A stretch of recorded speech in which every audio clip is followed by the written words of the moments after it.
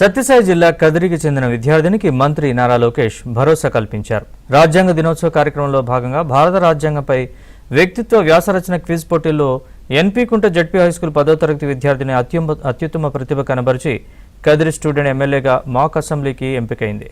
26న అమరావతిలో నిర్వహించే మాక్ అసెంబ్లీలో విద్యార్థి పాల్గొనాల్సి ఉండగా వైష్ణవిని తొలగించి మరో విద్యార్థిని అధికారులు ఎంపిక చేశారు. దీనిపై విద్యార్థుల తల్లిదండ్రులు ఆందోళనకు దిగారు.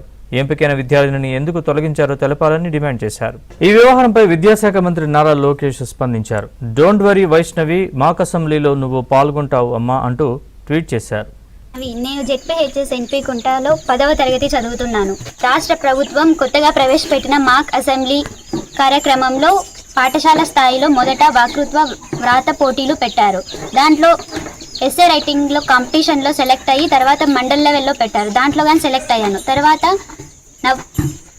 అక్టోబర్ 30వ తేదీన కదిరి గర్ల్స్ హై స్కూల్లో కాంపిటీషన్ పెట్టారు. దాంట్లో కానీ సెలెక్ట్ అయ్యి మాక్ ఎమ్మెల్యేగా సెలెక్ట్ అయ్యాను. తర్వాత స్కూల్లో ఘనంగా సన్మానం చేశారు. తర్వాత రాత్రి లిస్ట్లో నా నేమ్ రాలేదు, వేరే వాళ్ళ నేమ్ వస్తుంది. దీన్ని ఎలాగైనా మీరే సమర్థించాలని కోరుతూ నాకు న్యాయం జరగాలి.